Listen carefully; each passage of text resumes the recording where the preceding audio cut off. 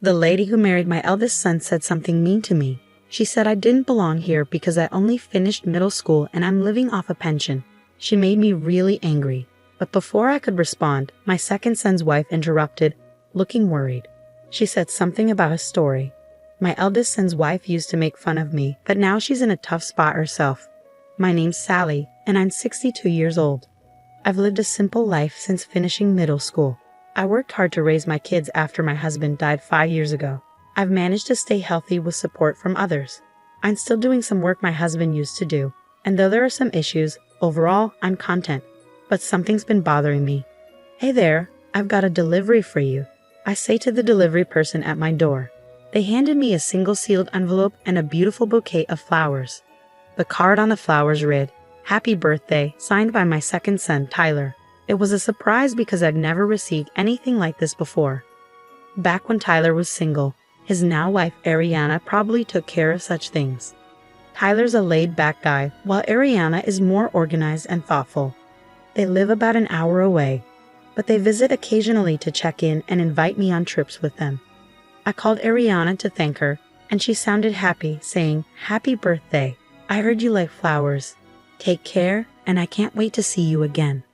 Ariana's such a great wife, almost too good for Tyler. But then there's the other sealed letter from my eldest son, Tom. When I opened it, I found a birthday card. Tom, who got married before Tyler, isn't the type to do something like this on his own. So it must have been his wife, Mary, who sent it. Mary has always been a big worry for me. She brags about being highly educated and working for a big company. She's got a strong personality and can be pretty snobby. She judges people based on their education and job, and if she thinks someone's beneath her, she'll make fun of them. Since I only finished junior high school and have been working all my life, she looks down on me. I knew she didn't respect me from the start, but over time, she's become even more arrogant. She'd show up at my house unannounced and expect me to cook for her, saying she was too tired from work.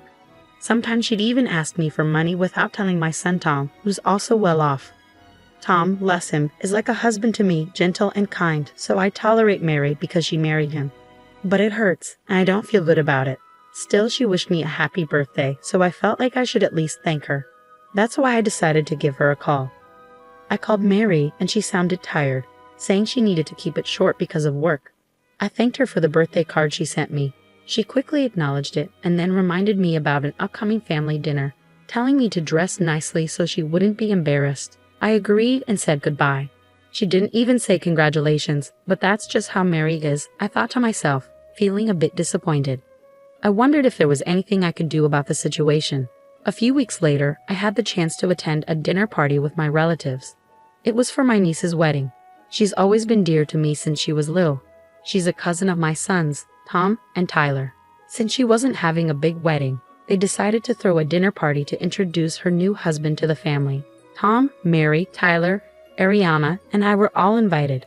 As we walked through the courtyard where the party was being held, I commented on the nice weather and how lovely my niece looked in her kimono.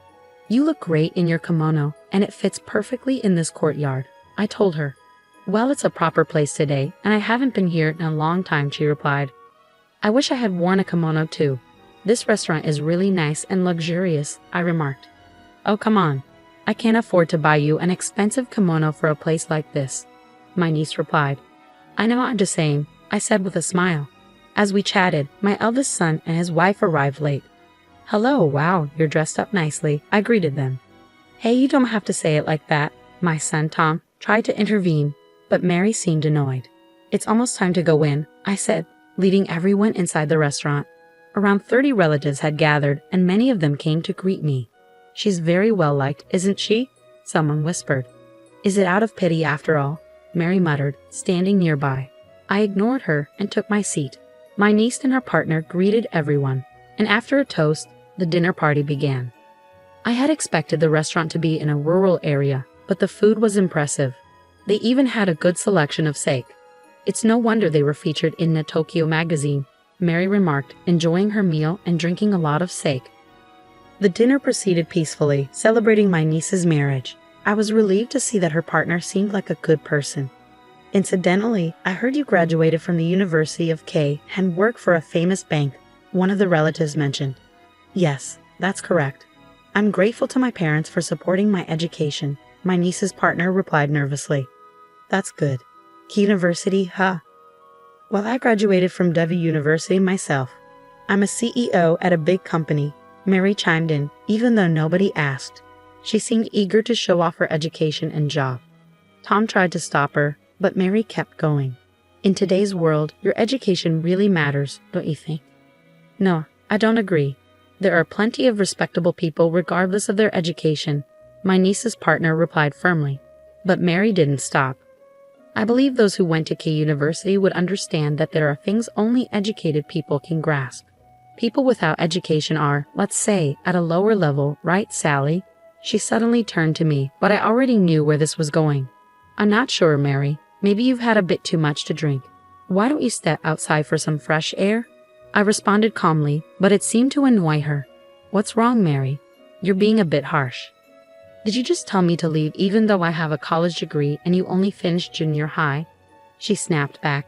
I don't get it. What's your problem?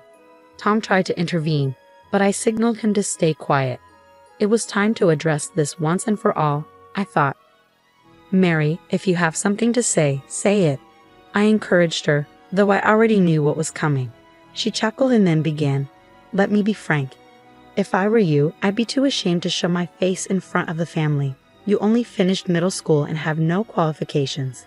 Everyone, including my niece and her partner, was watching us closely. I haven't seen you doing much since your husband passed away. You're unemployed at 62, nowhere near retirement age. Where I work, people are dedicated elite managers. I'm the main breadwinner, she continued, seeming to relish in it. You didn't even go to high school, let alone a good one. You're in this situation because you lack qualifications. Isn't that pathetic? I definitely wouldn't want to end up like you, Aunt, though I don't have to worry since I work for a big company, she added, her words causing even the waitstaff to pause and listen. Then she dropped a bombshell. Someone like you, who only finished middle school, doesn't belong here. It's embarrassing. You're just a poor person living off a pension. I don't want anything to do with you, so why don't you leave? Mary's words pushed me over the edge. I had been trying to tolerate her arrogance, but I couldn't hold back my anger anymore. My nose twitched and I fought back tears. I wanted to tell her to just shut up and listen, but before I could, Ariana, looking pale, interjected. Mary seemed confused as Ariana spoke. The relatives had various reactions. Some were bitter, some angry, some looked down on Mary. Tom looked downcast. What's going on? Mary demanded.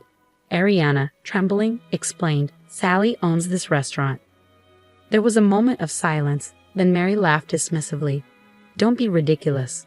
What are you talking about? She scoffed. The manager and employees rushed to me. Boss, are you okay? She's amazing. She's helped me so much. Do you know what you're saying? The manager yelled at Mary. She turned to Tom, bewildered. Tom, what's happening? Wait, what they're saying is true, Mary exclaimed. Yeah, they're right. Dad and Mom started this restaurant, and Mom took over after Dad passed away. But she wasn't able to manage it alone, so now she lets someone else run it under her name. She really is the owner, Tom explained. Why didn't you tell me this before? If I knew, I wouldn't have said those things about the restaurant or the property. I wanted to leave my mom alone, especially since she was depressed after Dad died.